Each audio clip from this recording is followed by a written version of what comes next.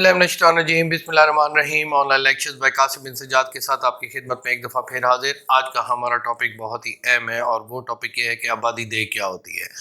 आबादी देह के टॉपिक को हम डिस्कस करने से पहले आपसे गुजारिश है कि अगर आपने मेरा चैनल सब्सक्राइब नहीं फरमाया तो उसको सब्सक्राइब कर लें ताकि तमाम वीडियोस आप तक आसानी से पहुंच सकें, और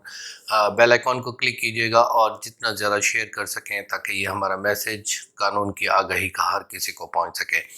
आबादी देह के बारे में बहुत ज़्यादा सवालात किए गए और आबादी देह का इशू जो है वो बहुत ही अहम है और जानना भी बहुत ज़रूरी है। आबादी देह का कंसेप्ट आप समझें कि आबादी देह होती क्या है। इसको समझने के लिए बहुत ज़रूरी बात यह है कि पहले जब ज़मीनें एग्रीकल्चर हुआ करती थी तो वहाँ पर लोगों का आपस में तनाज़ा हुआ करता था। वो तनाज़ा जो था वो ज़मीन की प्रॉपर्टी के बारे में था, उसकी तकसीम के बारे में था। तो उसकी तकसीम को मुख्तलिफ़ अंदाज में लैंड रेवेन्यू एक्ट में उसको डील किया जाता था। लेकिन फिर बाद में ये हुआ कि आबादियाँ बढ़ने लगीं और किसी मखसूस खसरे में और किसी मखसूस खाते में और मुख्तलिफ़ खातों में ज़मीन जो है वो एग्रीकल्चर ना रही और लोगों ने वहाँ आबादी बनानी शुरू कर दी। तो जब वहाँ बहुत सारी आबादियाँ हो गई और खाते भी बहुत ज़्यादा हो गए तो फिर प्रॉब्लम क्या था कि किसी के अगर 2 मरले या 4 मरले या 10 मरले थे, उसने एक मरला किसी और का, दूसरे खातेदार का ले लिया या किसी और खाते वाले का ले लिया, तो फिर प्रॉब्लम क्रिएट हो गए। उसने क्योंकि डिस्टिंक्शन नहीं हो सकती थी, गलियां उसमें मौजूद हुआ करती थीं और उसमें नालियां वगैरह आ जाती थीं और चरागाहें आ जाती थीं और बहुत सारे इश्यूज थे।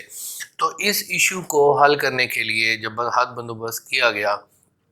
और जब भी बंदोबस्त हुआ या इस्तेमाल हुआ तो उन्होंने क्या किया कि बहुत सारे जो खाते थे उनको यूनाइट कर दिया। वो खाते जो आबादी पर मुश्तमिल थे, जैसे मिसाल करें एक खाता 1 नंबर हो गया, 2 नंबर हो गया, 3 नंबर हो गया, 4-5 खाते इकट्ठे करके उन्होंने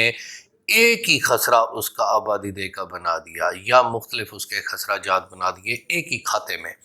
अब उसमें क्या फ़ायदा क्या हुआ कि प्रॉब्लम जब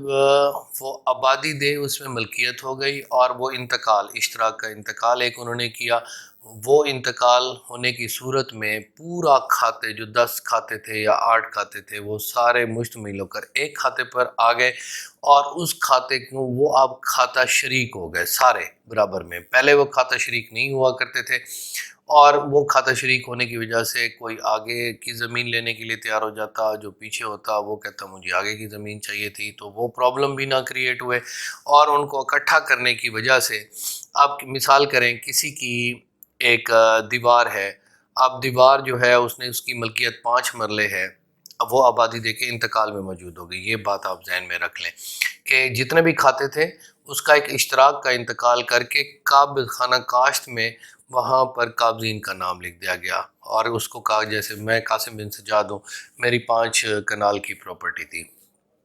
उसमें मेरे मकानात वगैरह थे, तो किसी और की 6 कनाल थी, तो 5 कनाल और 6 कनाल हम दोनों के खाते अलग-अलग थे। तो हमारा एक ही खाता मुश्तरक करके एक ही खाता बना दिया, उसको आबादी बना दी और आबादी, अब फैक्ट्स ये थे कि आबादी वालों के राइट्स बराबर हो गए और जो एग्रीकल्चर वाले थे वो अलहदा हो गए। अब ये प्रॉब्लम ख़त्म कर दिया गया कि अगर मिसाल करें मेरी प्रॉपर्टी जो है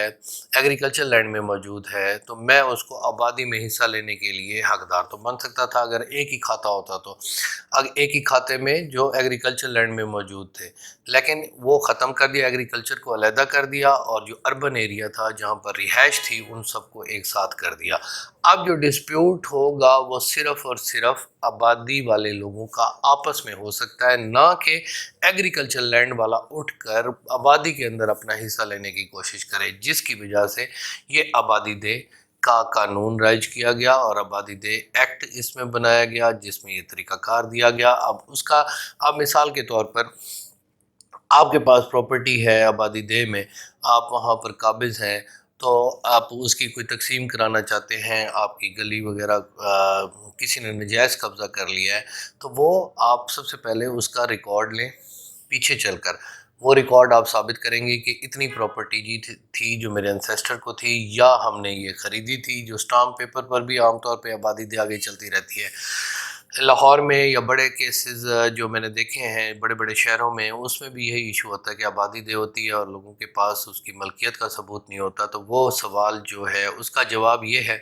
کہ آپ اس کو کہیں نہ کہیں اس کو دیکھیں گے کہ ملکیت کہاں پر کھڑی ہوئی ہے، وہ ملکیت کو آپ ٹریس آؤٹ